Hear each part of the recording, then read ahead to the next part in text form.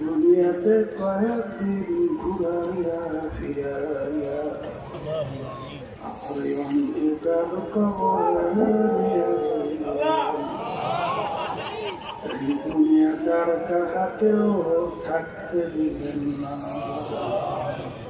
ভাই বলি বন্ধুরে বলি কেউ তো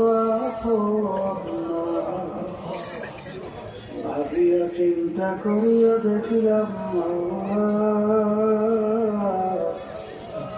ওই অন্ধকার কবরে আপনি সারা কেহ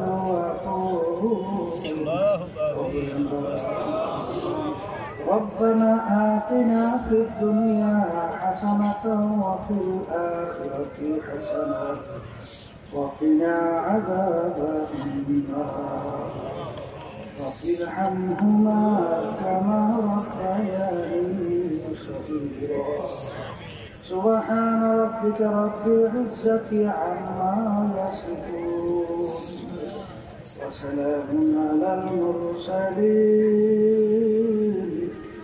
والحمد لله رب العالمين. وعليكم السلام ورحمة الله وبركاته.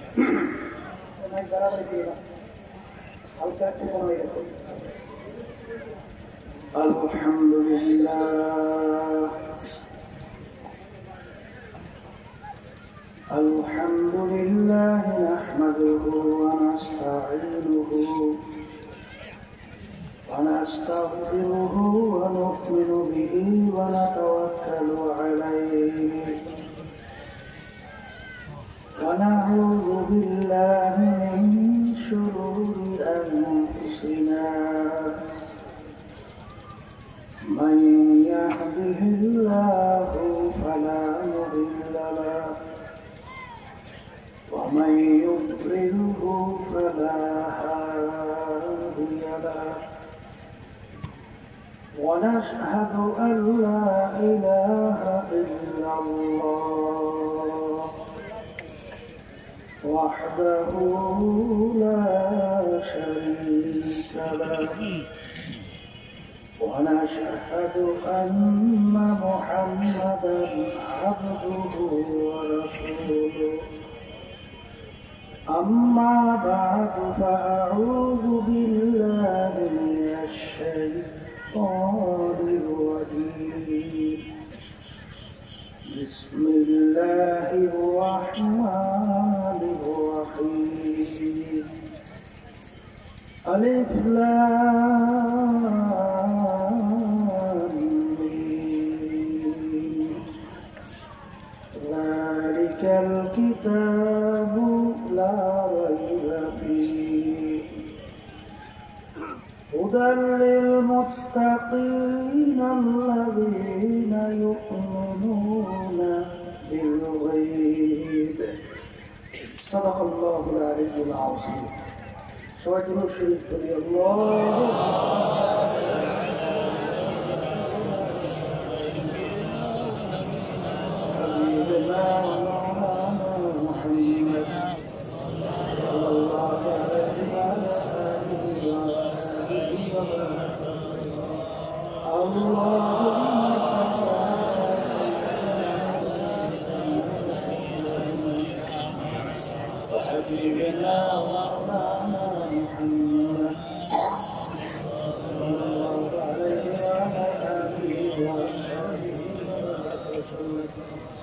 اللهم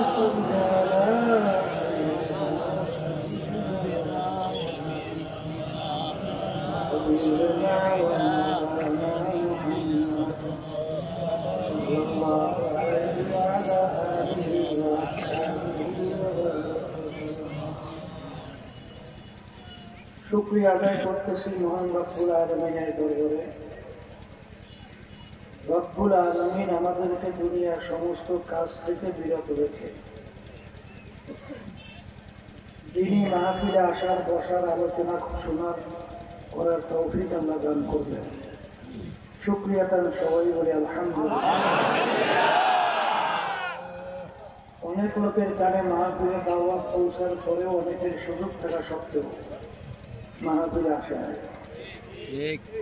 আবার তালাশ করলে দেখবেন বহু দূর থেকে কষ্ট স্বীকার করে আমার অনেক ভাইরা মাহফিলে পাগলের মতো শুনতে চলে আসছে। মান যাত্রা মর্যাদা যে যে জিনিস পাওয়ার জন্য চেষ্টা করে ওই জিনিসে থেকে ওঠে। দাদাজান আব্বাজান চন্দনের জমিনে শুয়ে আছেন। আব্বাজান দাদাজান বলতেন তিনি মাহফিলে প্রথম থেকে শেষ পর্যন্ত সাইকে বাড়ি বিদায় হয়ে চলে গেলে আমল নামার মধ্যে কমপক্ষে 50 লক্ষ নেকি এরকম জমা হতেই পারে। নিয়াত যাদের সহি আল্লাহকে রাজি খুশির উদ্দেশ্যে যারা আসছেন, রব্বুল আলামিন তাদের আমল নামার মধ্যে লক্ষ লক্ষ নেকি দান করবে। একটা নেকির কত মূল্য? আল্লাহ রাসূল সাল্লাল্লাহু আলাইহি ওয়াসাল্লাম উহুদ পাহাড়কে ইঙ্গিত করে বলছিলেন, মাইলকে মাইল লম্বা, বিরাট উঁচা, মদিনা শরীফ যারা গেছেন দেখছেন। পুরা পাহাড়টা যদি স্বর্ণের হয়ে যায় এর যত মূল্য হবে তুলনা ছাড়া একটা নেকির মূল্য অনেক বেশি। কিয়ামতের ময়দানে কোনো এক ব্যক্তি একটা নেকি যদি থাকবে জাহান্নামের শিকল হাতে পায়ে রাখবে। কারণ আল্লাহ রাব্বুল আলামিন বলেন, ওয়া ইয়া'মাল মিসকালা যাররাতিন খায়রান ইয়ারাহ ওয়া ইয়া'মাল মিসকালা যাররাতিন শাররান ইয়ারাহ।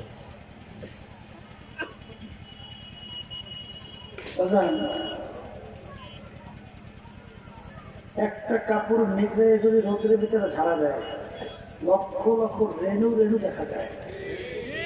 ওই এক একটা রেণুকে বলা হয় জান্নাত। এই পরিমাণে যদি তোমার ন্যাক থাকে ওর ফলাফল তুমি ভোগ করতে পারবা।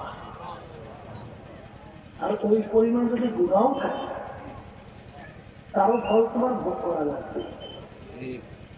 একটা নেকি যদি তার সওয়াব এবং গুনাহ কাটাকাটির পরে একটা নেকি ঠেকা বাজলে তার জন্য জাহান্নামের থেকে হাতে পায়ে লাগবে। কথা ঠিক কি?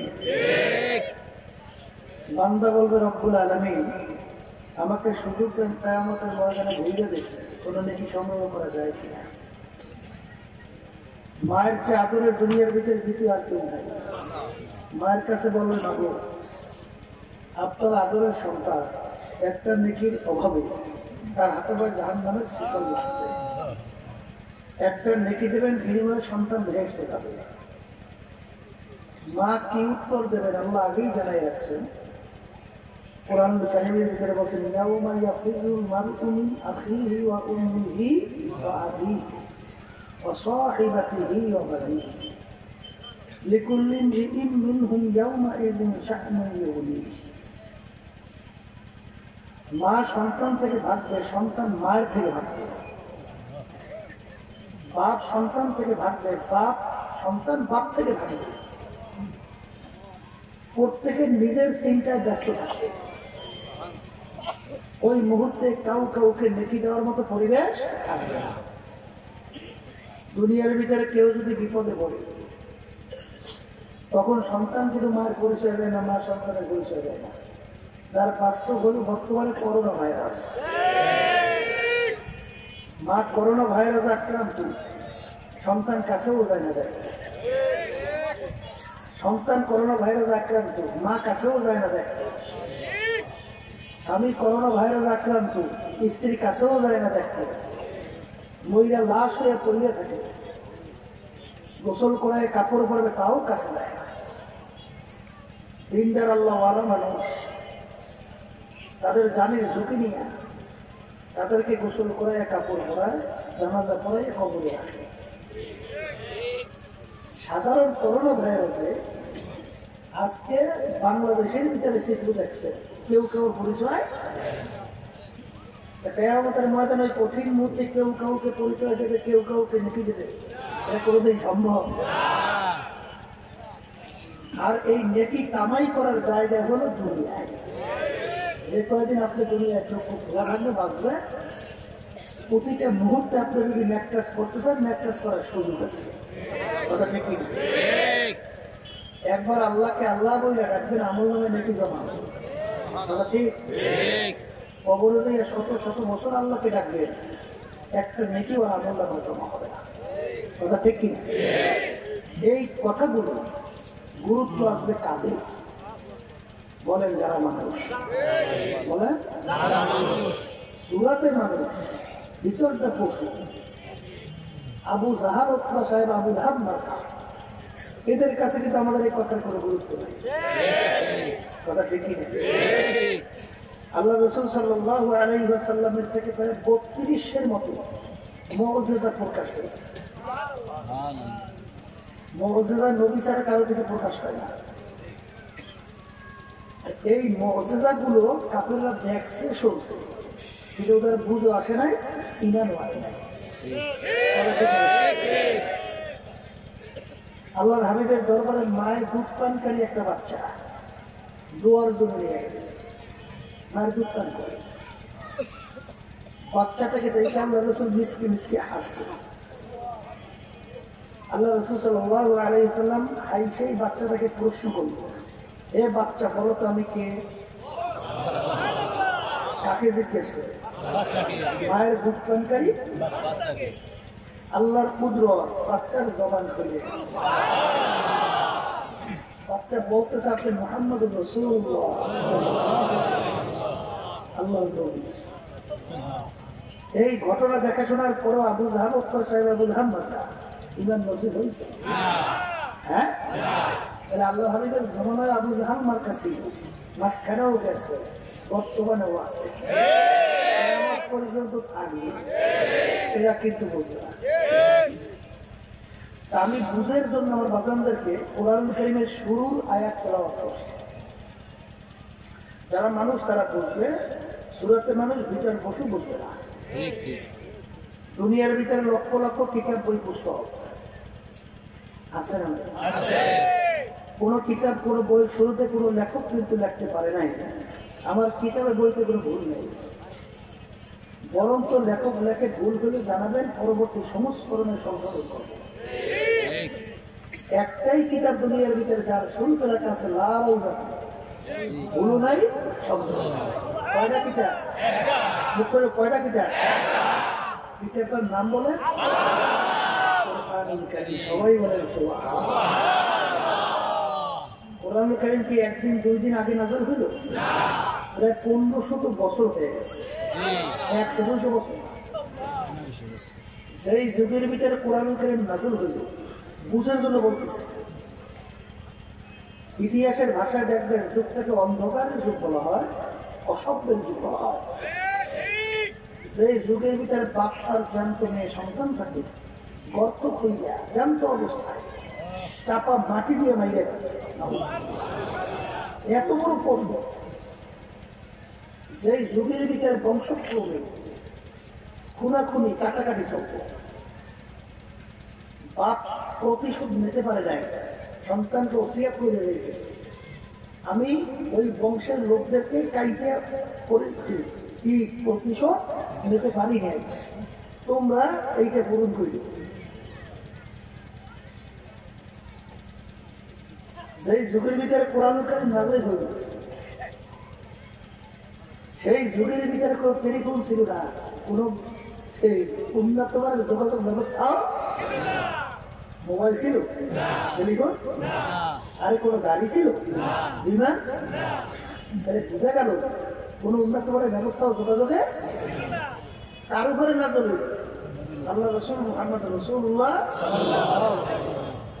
যার ইতিহাস পড়লে দেখবেন আল্লাহ রাসূল সাল্লাল্লাহু আলাইহি ওয়াসাল্লাম দুনিয়ার শিক্ষার দিক থেকে একেবারে উম্মি ছিল। আল্লাহ রাসূল সাল্লাল্লাহু আলাইহি ওয়াসাল্লাম নিজের দস্তখতটাও করতে জানতেন না। আল্লাহ রাসূল সাল্লাল্লাহু আলাইহি ওয়াসাল্লাম আঙ্গুল মুবারকের ভিতরে আংটি মুবারক ছিল, আংটি মুবারক দিয়ে সিল না। আল্লাহ রাব্বুল আলামিন তাকে দুনিয়ার শিক্ষায় শিক্ষিত কেন করেন নাই? যদি আল্লাহ রাসূল কোনো শিক্ষায় শিক্ষিত হইতো দুনিয়া, হয়তোবা নাস্তিকের দলেরা, কাফেরের দলেরা, বেঈমানের দলেরা, ইসলাম বিদ্বেষী চক্ররা হয়তোবা বলার সুযোগ পেত লোকটা খুব ব্রেনি ছিল, লেখাবি ছিল, জাহিনী ছিল, উঁচু মাপের শিক্ষিত ছিল, পাণ্ডিত মানুষ ছিল, কোরআনকে নিজে লিখে দিয়েছে। এইটা যেন বলার সুযোগ না পায়, এই জন্য আল্লাহ তাকে দুনিয়ার কোনো শিক্ষায় শিক্ষিত করার সুযোগ। এই উম্মি আল্লাহর হাবিবের উপরে ছোট চটি বই না 30 পারা কোরআনুল কারীম নাযিল হয়েছে। তার শুরুতে আল্লাহ রাব্বুল আলামিন চ্যালেঞ্জ করে বলেন লা রাইবা, এর ভিতরে ভুল সন্দেহ নাই, সবাই বলে সুবহানাল্লাহ। আরবের কাফেররা আরবি ভাষী ছিল, আরবি বস্তু, কোরআন কারীম আরবি ভাষায় নাযিল হয়েছে। আমরা এখন আলোচনা করতেছি বাংলা ভাষায়, সবাই বোঝেন না? তাহলে আরবেরা তো আরবি ভাষা ওই রকম বস্তু। আরবি ভাষাভাষী কাফেররা কি কোরআন ভুল বের করতে পারছিল? মুখ খুলে বলেন বরঞ্চ ওরা দেখে যে এখন আল্লাহ রাসূলের কাছে দলে দলে কাফের জায়গা কলে আমাদের মুসলমান হয়। এখন ওদের আধিপত্য নষ্ট হয়, ওদের নেতৃত্ব শেষ হয়, ওদের রাজাগিরি শেষ হয়। তখন বলা শুরু করছে মিথ্যা কথা যে আল্লাহ রাসূল মুহাম্মদ নিজে কোরআনের লিখে দিয়েছে। বর্তমানে আছে না দিনের রাত করে রাতের দিন করে, এই দেখুন আল্লাহ রাব্বুল আলামিন আয়াত নাযিল করেন রাসূল এত বড় কালামের দরকার নাই।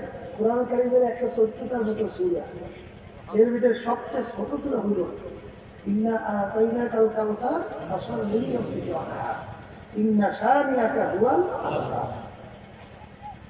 এই চ্যালেঞ্জ দিয়ে দেন সমস্ত কাফেররা, সমস্ত মানুষ, সমস্ত মাখলুকাত সবাই যদি একাত্রে কোরআন কারীম এত বড় কালাম দরকার নেই, যদি ছোট সূরার মতো একটা ছোট সূরা বানায় দেখাতে পারে তাহলে প্রমাণ হবে কোরআন কারীম আল্লাহর কিতাব না। আল্লাহ রাব্বুল আলামিনের নির্দেশ পেয়ে আল্লাহ রাসূল কোরআন কারীমের শেষ সূরা আল্লাহর ঘরের সাথে চ্যালেঞ্জ দিয়ে বলে, কথা ঠিক না? এক মানুষ যা পারে অন্য মানুষ তা পারে নাই, এরকম ইতিহাস তো দুনিয়াতে নাই। বরং এক মানুষ আবিষ্কার করে পরবর্তী বৈজ্ঞানিক আরো ভালো আবিষ্কার করে, কথা বলে না? বর্তমানে তুরস্ক তামাম দুনিয়া একেবারে চোখ লাগাই ফেলছে, এমন আবিষ্কার করছে যা আমেরিকা সহ অন্যান্য কোনো জায়গায় আবিষ্কার করতে পারে। কথা ঠিক কিনা? আমার বাজানদেরকে বলবো ওরা কিন্তু বহু চেষ্টা করছে, কোরআনের ভুল বের করতে পারছে জোরে করে আরে তো নাই। বরঞ্চ বছর ধরে কাকে এই ইটালির এক সংসদ সদস্য, ইটালি না কোন না না ইটালি এক সংসদ সদস্য ইসলাম মুসলমান বিদ্বেষী তামাম দুনিয়ার উল্লেখযোগ্য তিনি আছে, পার্লামেন্টের এমপি ছিল। চিন্তা করছে ইসলাম মুসলমানদের বিরুদ্ধে একটা বই লিখতে হবে, ইসলাম মুসলমানদের বিরুদ্ধে বই লিখতে হলে ইসলাম সম্পর্কে জানাও তো না। ইসলাম সম্পর্কে রিসার্চ করতে চাইলে বছরের দ্বারা কম বেশি হবে, তিনি নিজেই কলেমা পড়ে মুসলমান। এরকম ভাবে যত উল্লেখযোগ্য বৈজ্ঞানিক তার শুনে যখনই কোরআন কারীম বিশ্বাস করে তখনই কলেমা পড়ে মুসলমান। তামাম দুনিয়ার ইতিহাস পত্রিকায় তো আসতেই গেছে, প্রত্যেকবার দূরত দেখাই যায়, থাকে থাকে হাজার হাজার মানুষ সব ইসলামের দিকে সব ঝুঁকা ইসলামের ছায়া করে আসছে। এমনিতে সব অন্যান্য উল্লেখযোগ্য রাষ্ট্রগুলো মন্তব্য করছে 2050 সাল নাগাদ থাকি তামাম দুনিয়ার ভিতরে সংখ্যা গরিষ্ঠ অন্তর হবে মুসলমান, এবং তামাম দুনিয়ার ভিতরে নেতৃত্ব দেবে মুসলমান। এখন ওদের আবিষ্কারও ধরা পড়ে গেছে, কথা ঠিক কি? আমার বাজানদেরকে বলতে হবে, মা বোনদেরকে বলবো, এই আলোচনার মাধ্যমে আমার বাজানদেরকে বোঝাতে চাই যারা একটু বাংলা ইংরেজি শিক্ষায় শিক্ষিত হইয়া ধরাকে সমাধান মনে করেন না। এই দুইটা দিকে পায়খানা পোষায় পাশা খাইছে, ওদের কালচার তাদের কাছে ভালো লাগে, আমি সেই বাসানদেরকে বলবো, পর্দানের মা বোনদেরকে বলবো, হারামে কিন্তু আরাম নেই। হারামে আচ্ছা ভালো করে বোঝা লাগবে। আমার আব্বাজান রহমতুল্লাহ বলতেন শিক্ষা দুই ধরনের। এক ধরনের শিক্ষা হলো দুনিয়া এবং আখিরাতমুখী, আর এক শিক্ষা হলো শুধু দুনিয়ামুখী। যেই শিক্ষার সঙ্গে দিনই শিক্ষা থাকবে না, ওরা কোনো শিক্ষাই না। 100 জন মানুষের ভিতরে 100 জনই পশু হয়। কথা ঠিক না?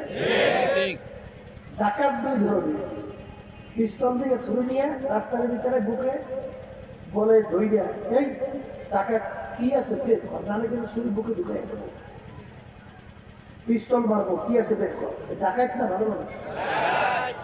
বর্তমানে একদল বেরিয়েছে এই দুনিয়ামুখী শিক্ষা শিক্ষিত হয়ে দিনই শিক্ষা না থাকার কারণে কলম্বরে ডাকাতি করে, কি আছে বের কর, নাহলে কিন্তু সাত সেটা উঠতে পারবে।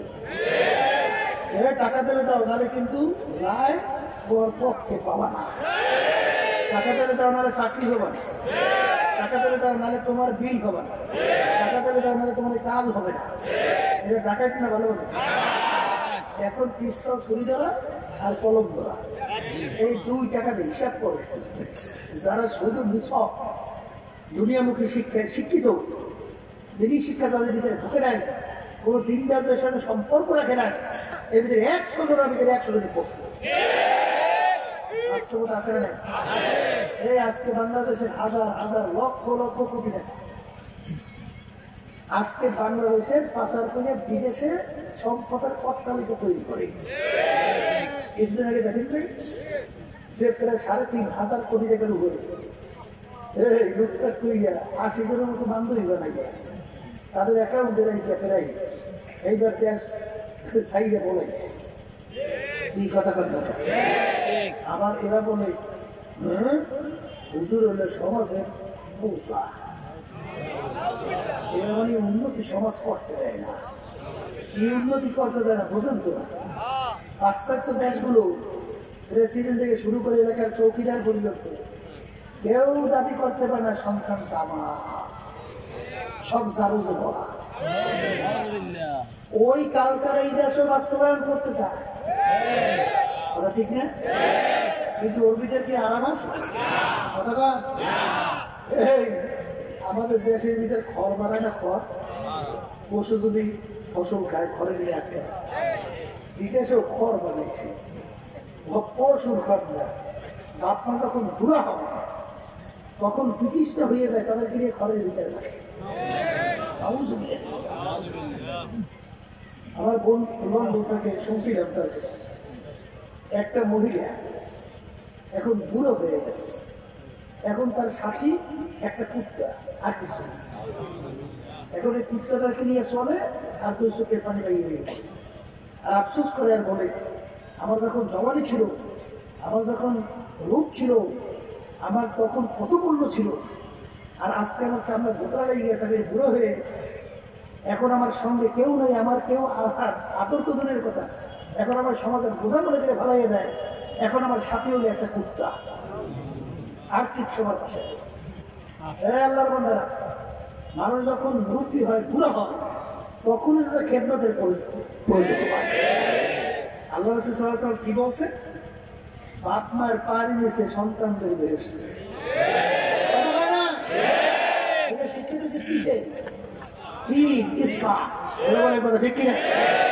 আল্লাহ রাসূল সাল্লাল্লাহু আলাইহি ওয়াসাল্লাম একদিন মেম্বারের ভিতরে প্রথম পা রাখছেন, বললেন আমি। দ্বিতীয় পা রাখছেন, বলেন আমি। তৃতীয় পা রাখছেন, বলেন আমি। সাহাবা কেরাম জিজ্ঞাসা, ইয়া রাসূলুল্লাহ, এরকম কোন সময় দেখিনি, আপনি মেম্বারে পা রাখা অবস্থায় আমি 3 বার বললেন কেন? আল্লাহ রাসূল সাল্লাল্লাহু আলাইহি ওয়াসাল্লাম বলেন, জিবরাইল আলাইহিস সালাম আসছে, আয়েশা বলতেছেন, ইয়া রাসূলুল্লাহ হাবিবাল্লাহ, যারা রমজান মাসে রোজা পায়নি, এই সুযোগ করেও যারা নিজের গুনাহ মাফ করাইতে পারে নাই, তাদের ধ্বংস হোক। আল্লাহ রাসূল সাল্লাল্লাহু আলাইহি ওয়াসাল্লাম বলেন আমিন। দ্বিতীয় দোয়া, ইয়া রাসূলুল্লাহ হাবিবাল্লাহ, যারা বাপ মাকে পাইছে, দ্বিতীয় দোয়া কি? যারা বাপ মাকে পাইছে তাদের খেদমত কইয়া, তাদের খুশি কইয়া, বেহেশত কারোই করতে পারে নাই, অথবা দুইজনে একজনকে পাইছে, তাদের খেদমত করিয়া খুশি করতে পারে নাই, বেহেশত কামাই করতে পারে নাই, তাদের ধ্বংস হোক। আল্লাহ রাসূল সাল্লাল্লাহু আলাইহি ওয়াসাল্লাম বলেছেন আমিন। 3 নম্বর তো ইয়া রাসূলুল্লাহ হাবিবাল্লাহ, আপনার নাম শোনার পরে যারা দুরূদ পড়বে না তাদের ধ্বংস হোক। বলে না আমিন। দোয়া শিখতেছে কিনা? বলেন আল্লাহ। জিবরাইল সাল্লাল্লাহু আলাইহি ওয়াসাল্লাম আল্লাহর হুকুম ছাড়া কোনো কথা বলা সত্যি আছে? তাহলে দোয়া শিখতে দেবে কিনা? এই দোয়া করার মাধ্যম কেনা? জিবরাইল আলাইহিস সালাম। আমিন বলাইলো কার মাধ্যমে? বলে সরদার দোহা মুহাম্মদ রাসূলুল্লাহ। এই দোয়া কবুল হওয়ার মধ্যে কোনো সন্দেহ আছে? আবার দরকার আছে? তাহলে বাপ মাকে পাইল, তাদের খেদমত করিয়া, অথবা একজনকে পাইল খেদমত করিয়া, বেহেশত কামাই করতে পারলো না, ধ্বংস হইল। বলে না আমি। আল্লাহ রাসূল সাল্লাল্লাহু আলাইহি ওয়াসাল্লাম সাহাবায়ে কেরাম নিয়ে যাইতেছে, হঠাৎ দেখে একজনের কবরের ভিতরে আযাব হচ্ছে। আল্লাহ রাসূল সাল্লাল্লাহু আলাইহি ওয়াসাল্লাম কবরের পাশে দাঁড়িয়ে দোয়া করলে কবরের আযাব বন্ধ হয়ে গেল। কিন্তু আল্লাহ রাসূল সাল্লাল্লাহু আলাইহি ওয়াসাল্লাম এত দোয়া করে কবরে আযাব বন্ধ হয় না। তখন আল্লাহ রাসূল সাল্লাল্লাহু আলাইহি ওয়াসাল্লাম ওখান থেকে যায় না। ব্যাপার কি? এ লোককে এই কবর আযাব কেন বন্ধ হয় না? যাইয়ে দেখো তার বাড়িতে কে আছে, যাইয়ে দেখেন মুরব্বী মা আছে। এখন আল্লাহ রাসূল সাল্লাল্লাহু আলাইহি ওয়াসাল্লাম জিজ্ঞেস করো যে ছেলের কবরে আযাব হইতেছে কি কারণ, তার আমল কি খারাপ ছিল?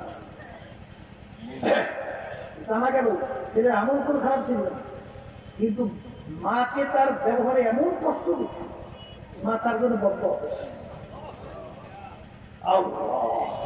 এই কথা বলার পরে আল্লাহ রাসূল সাল্লাল্লাহু আলাইহি ওয়াসাল্লাম বলছেন, যাইয়া বলো তার সন্তানের কবর আযাব হইতেছে, মা তাকে যেন মাফ করে দেয়।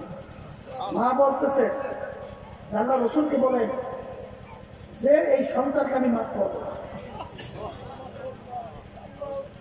যতবার বলে মাফ করে না, তার আযাবও বন্ধ হয় না। তখন আল্লাহ রাসূল সাল্লাল্লাহু আলাইহি ওয়াসাল্লাম দোয়া করেন, রব্বুল আলামিন ওর মায়ের চোখের থেকে পর্দা উঠাইয়া কবরে কি অবস্থা দেখে, যখন নাকি আল্লাহর বান্দা দেখা শুনে একটা চিৎকার মারি পড়ে গেছে, ওই যে জোরে জোরে চিল্লে আর বলে ইয়া রাসূলুল্লাহ হাবিবাল্লাহ, আমি আমার সন্তানকে মাফ করে দিলাম, ইয়া রাসূলুল্লাহ হাবিবাল্লাহ আমার সন্তানকে মাফ করে দিলাম। তখন মাফ করলেন, আল্লাহ হাবিব দোয়া করলেন, কবরে আযাব বন্ধ হয়ে গেছে। তাইলে বাজার যাদের বাপ মা পাইছে খবরদার, কিন্তু সম্পদ তাদেরকে কখনই কষ্ট দিয়েন না। হাদিসের ভিতরে আছে, যখন কথা আছে বইয়ে রাখে। আল্লাহ রাসূল সাল্লাল্লাহু আলাইহি ওয়াসাল্লাম বলতেছেন, বাপ মার সঙ্গে এরকম কোনো ব্যবহার করিও না যে তাদের মুখ থেকে কষ্টদায়ক কোনো শব্দ বের হয়, এরকম কোনো ব্যবহার করিও না। সাহাবায়ে কেরাম প্রশ্ন করেন, ইয়া রাসূলুল্লাহ হাবিবাল্লাহ, বাপ মা যদি আমার উপর জুলুম করে, আমাদের উপরে জুলুম করে, জুলুম বোঝে অন্যায়।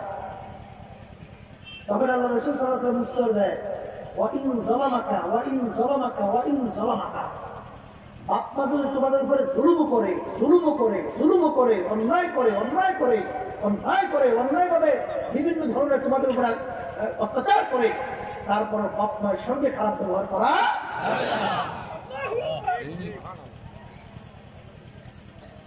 এই জন্য আমার ভাষা এই শিক্ষাটা পাইছেন কই? ইংলিশ শিক্ষা না, ওই ইংরেজি বাংলা কথা বলে, এই জন্যই তো ইংরেজি বাংলা শুনছি। ওদিকে বাপ মরছে, জানা যা দূরের কথা, দোয়া তো দূরের কথা, এই সিগারেট টানে আর তোমরা জানা যাবো এই কবলে বলেন না। ও তো চোখের পানি দূরের কথা, ও কাছেও যায়, ও সিগারেট টানে। এই ঘটনা আমাদের জানা আছে না? আর দিনদার সরকার বাপ মায়ের কবরের পাশে আমাদেরকে অনেক সময় হুজুর আমার আম্মা শুনে দিচ্ছে, আমার আব্বা শুনে দিচ্ছে, হুজুর একটু জিয়ারত করে দাঁড়াইছি, এই যে বাংলায় কানতে জানতে কেউ শুনে করি আমাদের চোখে বাড়ি, ওই দল তো আমাদের। এই জন্য সবচেয়ে বাপ মায়ের জন্য বড় দোয়া হলো সন্তানদের দোয়া। হাদিসের ভিতরে আসছে তিনটা দোয়া মরার পরেও জারি থাকবে। দুনিয়াতে গেলে কয় দোয়া?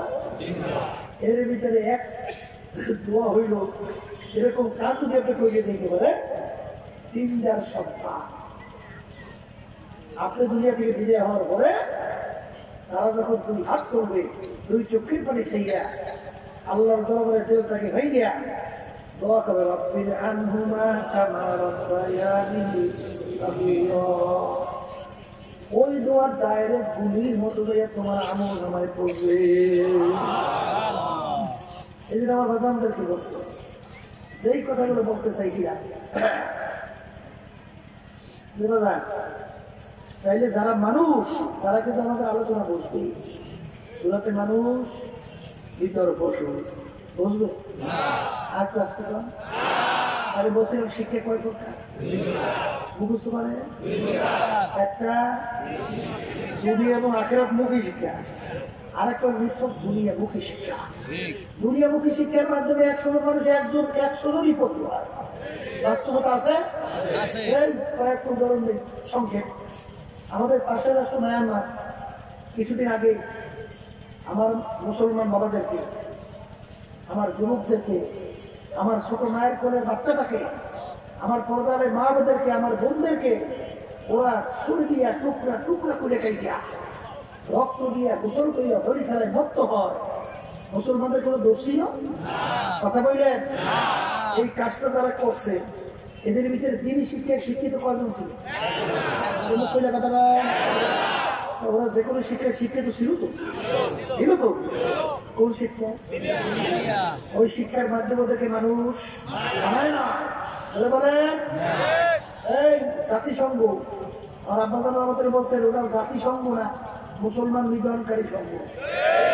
হ্যাঁ মুসলমানরা মুসলিম জাতিসংঘ প্রতিষ্ঠা করো। এরাক সহ বিভিন্ন রাষ্ট্রের উপর মুসলমানদের অনার্থক বৃত্ত ওষুধের মাধ্যমে লক্ষ লক্ষ মানুষ বোমা ফেলাই মারছে না? এরাকে মারে নাই? বলছে কি জীবাণু আসলো একটা সুন্দর দেশকে ধ্বংসস্তরে পরিণত করলো, পরবর্তী দেখা গেল জীবাণু আসলো না। এটা ওরা সন্ত্রাস হয় না আর মুসলমান গুলো সন্ত্রাস বলেন কথা ঠিক। যখন মায়ানমার ইস্যু তখন জাতিসংঘে আলোচনা হয়েছিল তখন তাম দুনিয়ার মরণ দাবি করে আমেরিকা, চীন, রাশিয়া আরো উল্লেখযোগ্য এরা তখন কিন্তু মায়ানমার পশুদের পক্ষ অবলম্বন করছে আর নির্যাতিত মুসলমানদের বিরুদ্ধে অবস্থান করছে। এটা কি মানুষের কাজ না পশুর কাজ? এই ওরা দিদি শিক্ষায় শিক্ষিত করেছ হ্যাঁ শিক্ষায় শিক্ষিত হয়েছে তো কোন শিক্ষা? এই শিক্ষার মাধ্যমে থেকে মানুষ আমাদের বাংলাদেশের ভিতরে বৌদ্ধ 1% মতো আছে। এই আমাদের মুসলমান বাবাদেরকে মা বোনদেরকে আমার বাচ্চাদেরকে মারছে। আমাদের শরীরে রক্তকষ্ট নাই, আমাদের প্রতিশোধ দিতে মন চায় না। কিন্তু আমরা যদি বাংলাদেশে 93% মতো মুসলমান বসবাস করি, আমরা যদি ওদের উপরে প্রতিশোধে চড়াও হতাম নাস্তা করার ভাগে ওটা একটাও পাওয়া যায়। কিন্তু আমরা চড়াও হয়েছি, আক্রমণ করছি, কুর্তিতে আদর্শে ফিরে রাখছি বলে আমার বাসানদারকে বলবো এই আলোচনার মাধ্যমে এটি বুঝছেন না যে তাহলে আমরা বাংলা ইংরেজি অন্য অন্য বিষয়গুলো কি আমরা পড়বো না? পরে কোনো নিষেধ নাই, কিন্তু প্রত্যেকটা মুসলমান মহিলা পুরুষ তাদের ইলমে দ্বীন শিক্ষা করা করো। জোরে বলেন করে। বর্তমানে এক শ্রেণী বের হয়েছে আমার বাজানরা, জিজ্ঞাসা করি আপনার সন্তানদেরকে কিসে পড়ান? করে হুজুর ইংলিশ মিডিয়াম। ওরে খুশি ইংলিশ মিডিয়াম বলে ইংলিশ মিডিয়ামে পড়ায় ছেলে কি করে করে খারাইয়ে মরতে। আবার জোড়া জোড়ায় বসার সিদ্ধান্ত আইন, যৌন চর্চার শিক্ষা দেওয়া হয়, ডাইরেক্ট পশু বানাবার প্রক্রিয়া চালায়। আপনাদের শুনছিলাম এক আল্লাহর বান্দা আপনাদের কাছে দোয়া চাই, হুজুর আমার ছেলেটার জন্য একটু দোয়া করেন, আমার ছেলেটা ইঞ্জিনিয়ার হয়েছে। বাপ খুশি না? ছেলে ইঞ্জিনিয়ার হয়েছে। আপনারা বলেন মাশাআল্লাহ আলহামদুলিল্লাহ। বাজান আপনার ছেলে কি নামাজ পড়ে? হুজুর নামাজ তো পড়ে না। আপনার ছেলে ইঞ্জিনিয়ার হয়েছে, আপনি এত খুশি? নামাজ পড়লে এই ব্যাপারে আপনার চিন্তা হবে? হুজুর ছোট তো বড় হইতে বড় ইঞ্জিনিয়ার হয়েছে, এখন কি বড় হইবে মরিয়ে কবলে গেলে ঠিক না? বলবো না দুনিয়া শিক্ষা শিক্ষিত কোনো দোষ নাই, আপনি যত পারেন শেখেন, কিন্তু এলমে দিন এইটা ওহির মাধ্যমে আল্লাহ রাব্বুল আলামিন তার নবীর কাছে পাঠাইছে। এই শিক্ষা ছাড়া কোনদিন দুনিয়াতে শান্তি পাবা না, আখিরাতে কোনদিন মুক্তি পাবা না। আরে আজকে বাংলাদেশে দেখেন ওই শিক্ষায় শিক্ষিত হইয়া আজকে দিনের বানায় রাইতে বানায় দিন, ও চুরি করিয়া বাক্সে ভইরা এরপর বলে সুস্থ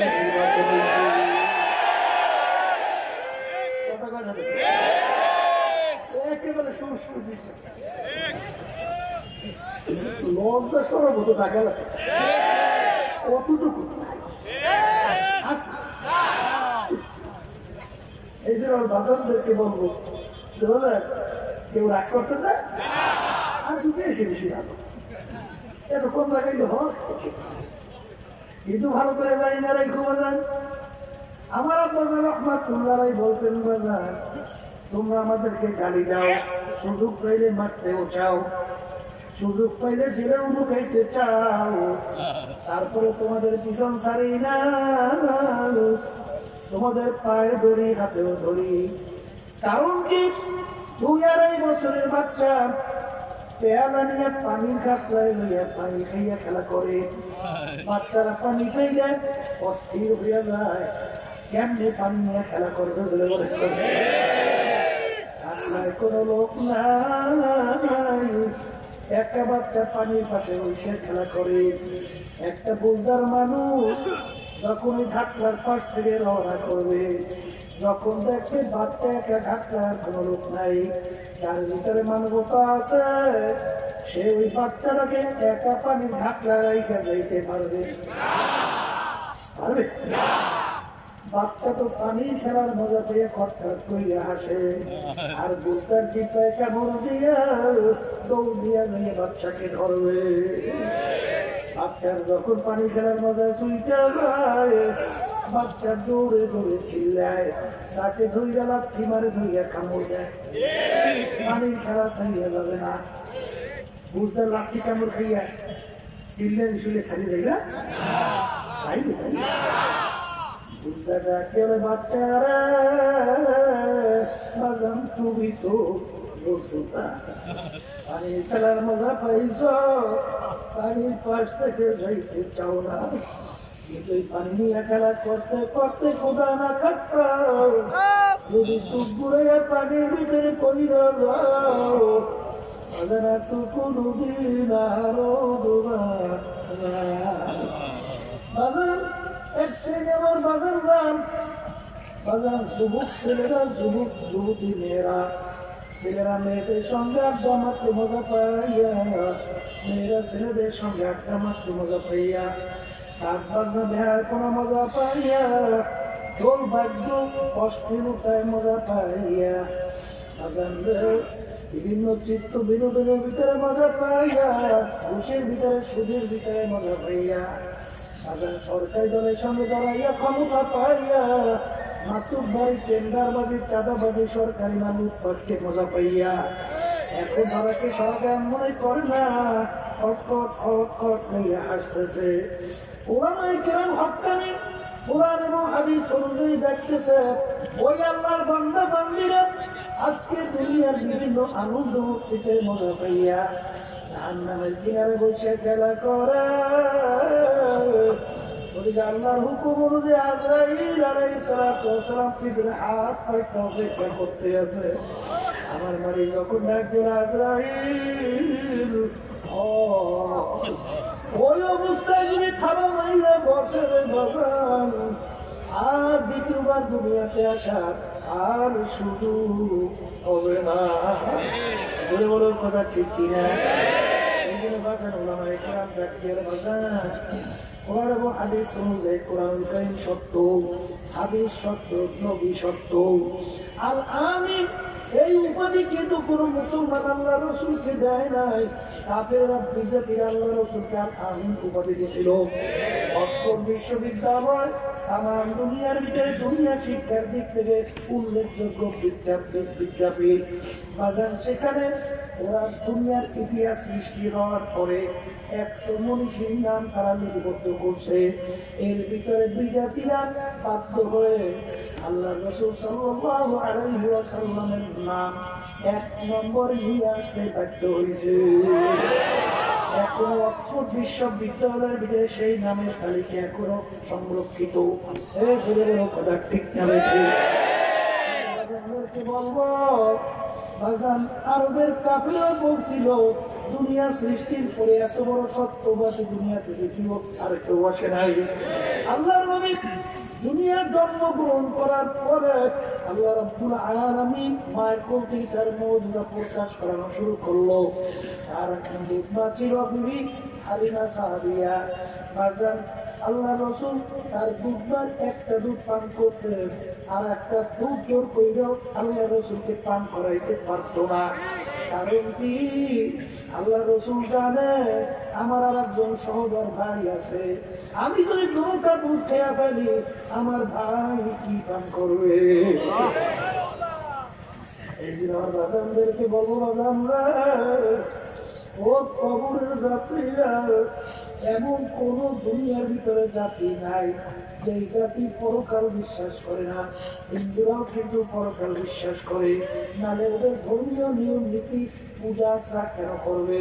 খ্রিস্টানরাও করে, অন্যান্য বিজেপিরাও করে। বাজার আমরা মুসলমানও পরকাল বিশ্বাস করি, কিন্তু এই মুসলমান সন্তানরা আজকে তামাম দুনিয়ার ইতিহাসের মধ্যে মুসলমান সন্তান ছাড়া অন্য কোন জাতি দুনিয়ার ভিতরে চ্যালেঞ্জের মাধ্যমে বুক ফুলে গলা কান কইরা বাঁচতে পারে নাই। একমাত্র মুসলমান জাতি দুনিয়ার ভিতরে চ্যালেঞ্জের মাধ্যমে বুক ফুলে গলা কান কইরা বাইসে আছে। মুসলমানের ঘরে জন্মগ্রহণ কইরা খোদা না খাস্তা কিয়ামতের ময়দানে যদি জাহান্নামের শিকল হাতে পায়ে লাগে, কপাল পুরা আর সার জাহানে হইতে পারে না। এই কবরের জাতিরা দুনিয়ার যে কোনো কাজের ভিতরে 5 বার যদি তুমি ছই যাও, আমার ওই কাজের ভিতরে চেষ্টা করলে জিজ্ঞার আশা আছে। আবার কেউ ম্যাজিস্ট্রেট কোর্টে কেস করে যদি ঠগো, আবার 10 কোর্টের ভিতরে আপিল কইরা জিজ্ঞার আশা করা যায়। হাইকোর্ট বাজার 10 কোর্টে ঠকলে হাইকোর্ট, হাইকোর্টে ঠকলে সুপ্রিম কোর্ট সিঙ্গেল বেঞ্চ, সেখানে ঠকলে সুপ্রিম কোর্ট ফুল বেঞ্চ, সেখানে ঠকলে প্রেসিডেন্ট কোর্ট, সেখানে ঠকলে আন্তর্জাতিক কোর্ট। এরকম ধাপ বাই ধাপ অনেকের আপিলের সুযোগ আছে। কিন্তু এই কবরের যাত্রীরা তোমার আমার সামনে আখিরাতের 5টা মামলা দাঁড় হয়ে আছে।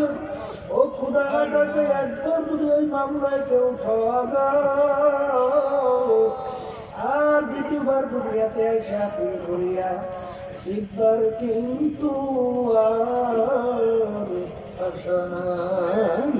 এই যে আমার বাজারদেরকে বলবো, মামুনদেরকে বলবো, আচ্ছা আল্লাহু আকবার, আল্লাহু আকবার, আল্লাহ আল্লাহ আল্লাহ।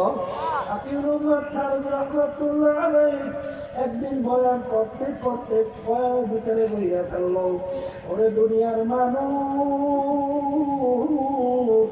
আমি মনে একটা কুকুরের চেয়েও খারাপ হয়ে গেলাম। এবার আপনি কুকুরের চেয়ে কিভাবে খারাপ হইলেন? বলে আমরা অনেকে বাড়িতে কুকুর পালি, কুকুরকে আমরা কোনো ভালো জিনিসের ভাগ দেই না, আমরা হাড্ডি কাটার বাহিরে ফেলাই, কুকুর খাইয়া তার জীবনকে বাঁচায়। আর মালিক যখন রাতে ঘুমাইয়া যায় কুকুর কিন্তু ঘুমায় না। কুকুর সারা রাত্র মালিকের বাড়ি পাহারা দিতে থাকে, মালিকের যেন কোনো ক্ষতি না হয়। ভোরবেলা দেখবা কুকুরের চোখ হইয়া যায়, সারা রাত্র কুকুর ঘুমায় নাই। ওই সময় যদি মালিক কুকুরকে মারে, উচিত ছিল কুকুর মালিককে কামড় দেওয়া। ওরে নেমো খারাপ, আমি তোর কোনো ভালো জিনিসের ভাগ নেই নাই, হাতিকারা বাইরে বাইরে খাই আমার জীবনকে বাঁচাইলাম, তুই সারা রাখতে রাখতেই না ঘুমাইবে, আমি কুকুরকে মতো ঘুমাই নাই। আরে সারা রাত তোর বাড়ি আমি পাহারা থাকলাম, তোর কোনো ক্ষতি না হয়। আরে সারা রাত্র পাহারা দে না, এখন তুই আমাকে মারা, তোকে আমি কাঁদাইয়া রাখবো না। কুকুর কিন্তু তা করে না, গ্যাসটাকে পেটে নিচে ঢুকাইয়া কান ধরে টুদিকের দিকে নামাইয়া মুখে একটু ব্যাটা কইরা চক্ষু দুইটা বুধু বুধু মালিকের দিকে করুন দৃষ্টিতে তাকাইয়া করুন জোরে ডাক দেখে কেউ কেউ কইরা ডাকতে থাকে। মনে হয় যেন কুকুর বলতে যায় মালিক, ও মালিক তুমি আমাকে মাইরো না, তুমি আমাকে মাফ কইরা দাও। আরবি রহমাতুল্লাহ বলে, ওরে মানুষ আজকে কুকুরটাও মালিক চিনল, আর তুমি আমি মানুষ আমার মালিকটা চিনলাম। এই ক্ষেত্রে আমরা আল্লাহ রাব্বুল আলামিন বলেন, ইন্নাল ইনসানা লিরাব্বিহি লাকানুর, মানুষ বড় নেমখারাপ। এ দুনিয়ার পাগল আমার বাবারা, আজকে দল চেঞ্জ, দলের পিছনে পড়ছো, টাকা চেঞ্জ, টাকার পিছনে পড়ছো। আমাদের আজকে ক্ষমতা চেঞ্জ, ক্ষমতার পিছনে পড়ছো, সম্মান চেঞ্জ, সম্মানের পিছনে পড়ছো। আমাদের আজকে সুন্দর বিল্ডিং, তার পরিচয় পাইয়া বিল্ডিং তৈরি করার পিছনে পড়ছো, আজকে গাড়ি সুন্দর করার জন্য পিছনে পড়ছো। কিন্তু বাজান একটু মনকে বুঝাও, এরপর দুনিয়া থেকে বিদায় নিয়ে কবরে রওনা করো। কারণ একবার যদি কবর হয়ে চলিয়া বসাও, দ্বিতীয়বার দুনিয়াতে আইসা আর জিতবার আর আশা নাই। এ দুনিয়ার পাগল আমার বাবা, তোমার আমার অস্তিত্বের দিকে তুমি মাঝে মধ্যে চক্ষু বন্ধ করিয়া মুরাকাবা করো। আল আতা আলাল ইনসানি হিনুম মিনাদ দাহরি লাম ইয়াকুন শাইআন মাযকুরা।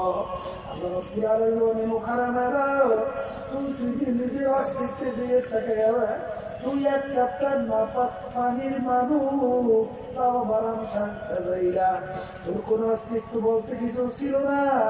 ওই পানিকে আমি রক্ত দিয়ে জমাট বাঁধাইয়া ওর ভিতরে হাতি তৈরি করলাম, হাতিরও থাকা সাউন আল ইজাম আল আহমা, ওই হাতির উপরে আমি গোশত লাগাইলাম। এই আহসানি তাকওয়ীম, এরপর এত সুন্দর সুরতে একটা মানুষ আমি তৈরি করলাম। এ দুনিয়ার পাগল আমার বাবারা, হাজার ইঞ্জিনিয়ার কত জিনিস তৈরি করে, তারপরও দেখবার মাত্র তার ভুলের কোনো অভাব নাই।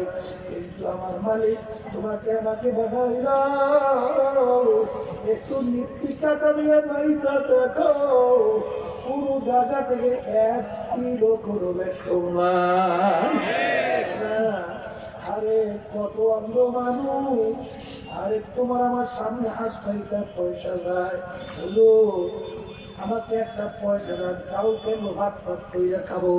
হুজুর আপনার সুন্দর কত কত সুন্দর দুইটা চোখ আমার মাওলায় দান করলো, তামাম দুনিয়াকে কত সুন্দর ভাবে দেখেন। হুজুর আমি তামাম দুনিয়াকে দেখি অন্ধকার। দুনিয়ার পাগল আমার বাবারা, কোন নেতার পিছনে পড়ছো, কোন দলের পিছনে পড়বো, আমার মালিক তোমাকে আমাকে ইচ্ছা করলে তোমাকে আমাকে অন্ধ কইরা বানাইতে পারতো কি পারত না। তাম দুনিয়াটা ছিল তোমার আমার জন্য অন্ধকার, দুনিয়ার কোনো তোমার আমার কোনো মূল্যই থাকতো না। অত বোবা মানুষ আজকে একটা বাচ্চা আমার সামনে গাড়ির আফসোস করে হুজুর কথা বলতে পারে, তোমাকে আমাকে আমার মাওলার কথা বলার শক্তি দান করলো আল্লাহ মাহবুব ভাইয়া। আজান এই শক্তি কথা বলার কে দান করলো, দেখার কে শক্তি দান করলো, শোনার শক্তি কে দান করলো, আমার সমস্ত মেহমান ভোগ করার দায়িত্ব কে পালন দিল। আমার সব মালিক আমার তোমার আমার জন্য তৈরি করিয়া আলো। আজান তোমাকে আমাকে আমার মালিক আশরাফুল মাখলুকাত হিসাবে ঘোষণা দিল। আমার বড় আউসের বন্ধা, আমার বড় শখের বাংলা, আরে ও ফেরেশতারা, ওদেরকে আমি দুনিয়ার ভিতরে স্বাধীনতা দিলাম, ওদেরকে দুইটা রাস্তা আমি দেখাইয়া দিলাম। আরে সেই রাস্তায় চলবে, ওই রাস্তায় চলার শক্তি আমি ওদেরকে দান করব। যদি বেহেশতের রাস্তায় চলে ওই রাস্তায় শক্তি আমি দান করব। আর কেউ জাহান্নামের রাস্তায় চলতে চাও সেই শক্তি আমি দান করব। কিন্তু এই স্বাধীনতার মধ্যে আর এই পরীক্ষার ফলের ভিতরে আমি ওদেরকে কিছু বলবো না। কিন্তু মনে রাখি আজান বর্ষিওয়ালা বড় মাছের মুখে যখন বর্ষি লাগায়, মাছ লাগার সঙ্গে সঙ্গে দৌড় মারে। মনে একজন মাছ বলতেছে বর্ষিওয়ালা আমি তোমার থেকে সুইটা চলে আসি, আর বর্ষিওয়ালা দৌড়ে মাছ তোর বুকের ভিতরে আমি বর্ষি লাগাইয়া সাইয়া দিলাম। আমার পুষ্করি ঘর করতে করতে তুই তখন দুর্বল হইয়া পেট খারাপ পানির উপরে বসাইয়া দিবি, আজকের উপরে আমি তোকে ধরিয়া নিয়ে আসবো। আমার মালিক তোমাকে আমাকে দুনিয়ায় পাঠাইয়া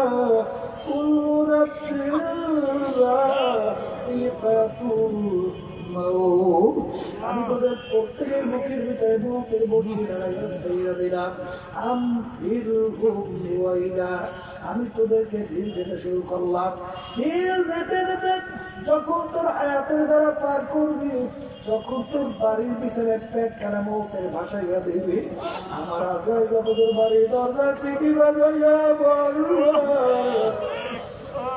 যত ডাক্তার কবিরাজ তোকে ইনজেকশন পুশ করুক না কেন, যত স্যালাইন ঢুকাক না কেন, রাখতে কিন্তু আর পারবে না।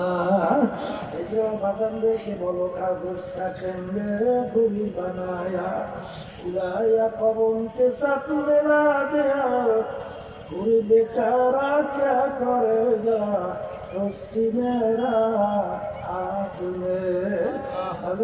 ছোট ছোট বাচ্চারা কাগজ কেটে ঘুড়ি বানায়, তখন আকাশের ভিতরে ঘুড়ি উড়াইয়া দেয়। ঘুড়ি উপরে উঠে এরকম আস্তে আস্তে মাথা নাড়াইতে থাকে।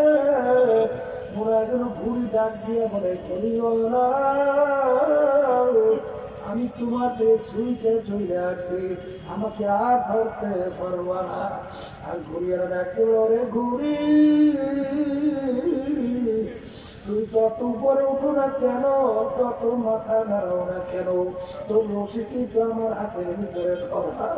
যখন না তুই পেল দেওয়া শুরু করবো, ও ঘুড়ি তুই আর উপরে থাকতে পারবি না। এরাও মাওলার সঙ্গে চ্যালেঞ্জ করে দুনিয়ায় খোদাই দাবি করলো। সাদ্দাত মাওলার সঙ্গে চ্যালেঞ্জ করে দুনিয়ায় বেহেশত তৈরি করলো। নমরুদ মাওলার সঙ্গে চ্যালেঞ্জ করিয়া তারা ইব্রাহিম খলিল ইব্রাহিমকে আগুনের ভিতরে ফেলাইলো। আজান বাংলাদেশের কত বড় বড় নেতা আজকে তার যাদের হুঙ্কার বলে বাংলার জমি থর থর করে কাঁপতো। এরাও আজকে দুনিয়াতে থাকতে পারে নাই, সাদ্দাতও কিন্তু থাকতে পারে নাই, নমরুদও কিন্তু থাকতে পারে নাই, কোনো বর্মেরও কিন্তু থাকতে পারে নাই। আজান তুমি আর আমিও থাকতে পারবো না। আজকে হাইকোর্টের মাঝারে জায়গা দেখো অনেক বর্মেরা পড়ে আছে, একজন তিনটার আল্লাহওয়ালা মানুষ তাদের কবরের পাশে কেউ সালাম দেয় না, বরঞ্চ বলো শয়তানটা মরছে ভালো হয়েছে। এই বাজার যদি বাচ্চাই চাও আখিরাতে আল্লাহ ওয়ালা হইয়া যাও। একটা দুনিয়াতেও সম্মানের কোনো অভাব নাই, আল্লাহর ফজল করো, আখিরাতেও সম্মানিত হইয়া পড়ুয়া। আবার তোমাদের পটুয়াখালী জেলার মির্জাগঞ্জ থানা ইয়ারউদ্দিন সাহেব রহমাতুল্লাহ আলাইহি সাধারণ একজন দোকানদার ছিলেন। পেঁয়াজ রসুন আদা অন্য কিছু বিক্রি করতেন। আজকে মির্জাগঞ্জ নদীর কিনারে ঘুমায় আছে, যত রং সিস্টেমের পাশ থেকে সবাই তার সম্মানার্থে রং সিস্টেমের থামাইয়া সম্মান দেখাইয়া তারপরে সিলেটের সেখানে ঘুমায় আছেন শাহজালাল রহমাতুল্লাহ আলাইহি। লক্ষ লক্ষ মানুষ তার কবরে বসে যায়, সালাম দেয়, দোয়া করে, মোনাজাত মরলিয়াও বাদশাহী করতে আছে। ইসলাম বাজানদেরকে বলবো, পর্দারের আগুনদেরকে বলবো, কে কখন কোন সময় রওনা করবে এটা কিন্তু তোমারও জানা নাই, আমারও জানা নাই। আল্লাহকুমুত তাকাসুর হাত্তা যুরতুমুল মাকাবির। এক সিনেমার বাজানো আছে যুবক, তারা মনে মনে বলে, হুজুর আমরা একটু বুড়া হইলে তারপর ঠিক মতো তওবা করে চলবো। এক সিনেমার মুরব্বী বাজানো আছে, 70 বছর বয়স হয়ে গেল, এখনো ঠিক মতো নামাজ পড়ে না, ঠিক মতো রোজা রাখে না, হারাম হালাল তুমি এখনো চলে না, সুন্নাত তরিকার উপরে চলে না, এখনো তার আশা আরো বাঁচবে।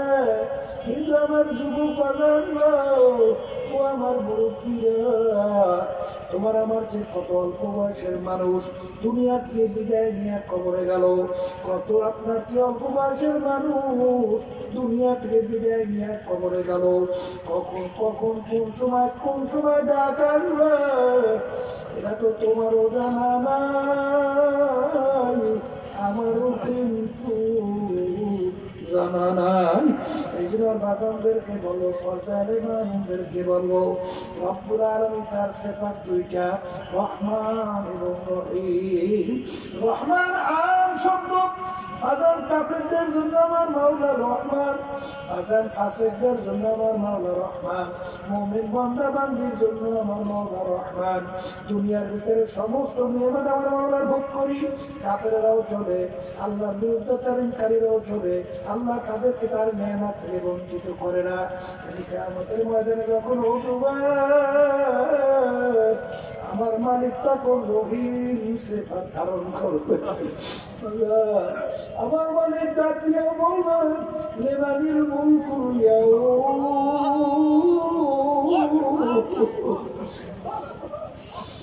লিল্লাহি ওয়াহিদিল কাহ্হার। এ নাফরমানের দলেরা, এ নাস্তিকের দলেরা, এ কাফেরের দলেরা, আর দুনিয়ার ভিতরে আমার মুমিন বান্দা বান্দীদের সঙ্গে একাত্রে চলছ, আজকে আমার মুমিন বান্দা বান্দীর সঙ্গে একত্রে থাকতে পারবি না, তোরা পৃথক হইয়া যাবে। আরে যেমন আজম আবু হানিফ রহমাতুল্লাহ আলাইহি এই আয়াত যখন তার নামাজের ভিতরে চলে আসলো, বারবার ঘুরে ঘুরে আয়াত শরীফ তেলাওয়াত করে, আর চোখ দিয়ে পানি ঝরঝর হইয়া পড়তে আছে, আবার ঘুরে ঘুরে আয়াত পড়ে, আমতাজুল ইয়াউমা আইয়ুহাল মুজরিমুন। কিয়ামতের ময়দানে যখন আমার মালিক ঘোষণা করবেন, যেমন আজম আবু হানিফ বলেন, তখন আমি যদি নাফরমানের কাতারে পড়ি, তখন আমার কি উপায় হবে? এই চিন্তা চিন্তা শরীরের ভিতরে থর কম্পন শুরু হয়ে গেল, দুই চোখ দিয়ে পানি গায়ে গায়ে পড়া শুরু করলো। দাদা সময়ের পর সময় চলে গেল, রাত্র কাইটা গেল, রুকু সেজদা করা শুরু কর। আসলে তোমার আবার চিন্তাও নাই, চেষ্টাও নাই, আর খুব আশা সেই মামলার তদবির নাই, ওই মামলারও কিন্তু খালাস নাই।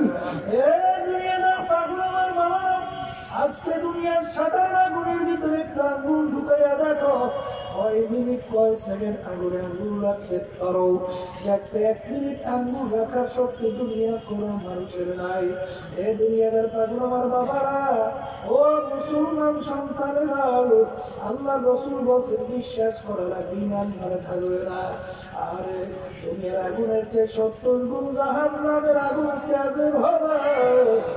আল্লাহ আমাদের আমাদের সময়কে মাফ করিয়া দিয়ে এই আগুন সম্পর্কে আমার মাওলা নিজে ঘোষণা করছেন, নারুল্লাহিল মুকাদাতুল্লাতী তাত্তালিউ আলাল আফইদা। জাহান্নামের আগুন এমন তেজের হবে, শরীরের যে কোনো জায়গায় লাগার সঙ্গে সঙ্গে ওই আগুন দিয়ে কলিজা পর্যন্ত কলিজা সবাইকে মাফ করিয়ে দিলেন। হাজার সাহাবায়ে কেরাম ইতিহাস করেন, আল্লাহর ওলিদের ইতিহাস করেন। আসলে তোমার আমার চিন্তাও নাই, চেষ্টাও নাই, চোখেও পানি নাই। সাহাবায়ে কেরাম কাঁদতে কাঁদতে হাজার ওমর রাদিয়াল্লাহু তাআলা আনহু কালো দাগ চলে গেছিল। আরে জিজ্ঞাসা করে, হুজুর ঔষধ লাগান ভালো হইয়া যাবে। ও আমার সাথীরা, এমন কোন আমল আমি করতে পারি নাই যে আমল মাওলার দরবারে দাঁড় করবো। শুধু বলবো মালিক তোমার ভয়, তোমার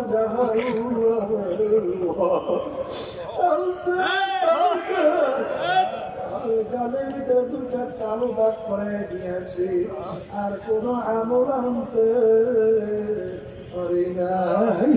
এই যে বাজারদেরকে বলবো, ঘরে মামুনদেরকে বলবো, আজান মাহফিলে যারা আসি সবার কিন্তু মন চায় গুনার থেকে ফিরবে, নেকের কাজ করবে, চোখে পানি কলম নরম কইরা তারপর দুনিয়া থেকে বিদায় নিয়ে কবরে যাবে। কিন্তু বাজার যখন বাড়ি ঘরে রাস্তাঘাটে বাজারে যাব, এই অবস্থা কিন্তু আর থাকবে না। এই যে আল্লাহ রাব্বুল আলামিন বলছেন, আকুনু মা'আস সাদিকিন, তোমরা সাদিকিন বান্দাদের সঙ্গে হইয়া যাও। আমার বান্দাদেরকে বলবো, আমার মালিকের হুকুম পালন করা লাগবে। গুনাহ থেকে ফেরার জন্য, নেকের কাজ করার জন্য, দিলকে নরম করার জন্য, চোখে পানি নেওয়ার জন্য। আমাদের এই তরিকার নাম হলো সৃষ্টিয়া সাবিয়া তরিকা। এই তরিকার 5টা উপাদ আছে। আমার আব্বাজান দাদাজান বলতেন, আমার চ্যালেঞ্জ করে মাওলার রহমতের ভরসা করে বলতে পারি, যদি বাজার ঠিক মতো পালন করতে পারো, শয়তান এবং নফস আল্লাহর ফজল করবে, তোমাদেরকে গুনার কাজের কাছেও নিতে পারবে না। এই জন্য বাজানদেরকে বলবো, আর সময় ক্ষেপণ করা যাবে না। বাজান বাকির নাম কিন্তু ফাঁকি, আবার মাহফিল আসবে, আমরা আরো বহু দূরের কথা। আল্লাহুম্মা আমিন। এই ঘরের মেয়ে লোকের হাত উঠাই, গুনার কথা মনে করো, 2 চোখে পানি ছাড়ো, আল্লাহর দরবারে কান্দো। কান্না না আসে মন কিন্তু জোরে একদিনে ঘরের দরজা দিয়ে নতুন বউ হয়ে উঠছিলারে কত মেয়ে লোকে শরবত খাওয়াইল, কত মেয়ে লোকে বাতাস করলো। আমার এমন একটা দিন আসবে, এই ঘরে দরজা দিয়ে মরা বাস ছেড়ে কান্দবে মামা করে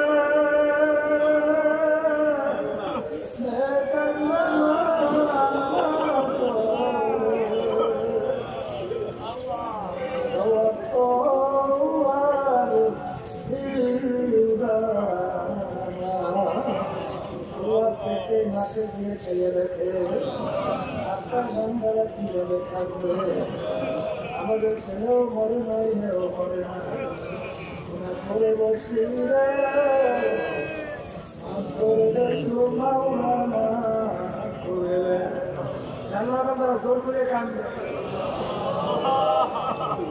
সন্তান মারা গেলে চোখে পানি আসে, সম্পদ নষ্ট হয়ে গেলে চোখের মধ্যে পানি আসে।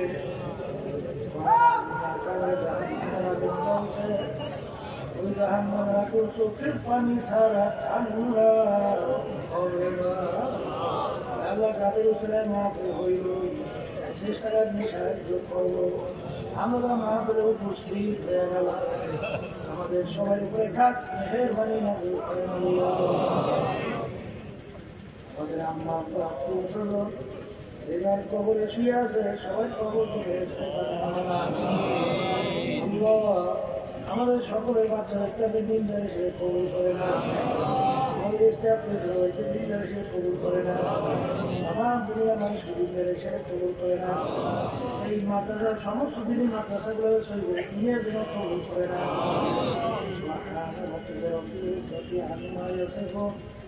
والسلام على المرسلين الحمد لله رب العالمين.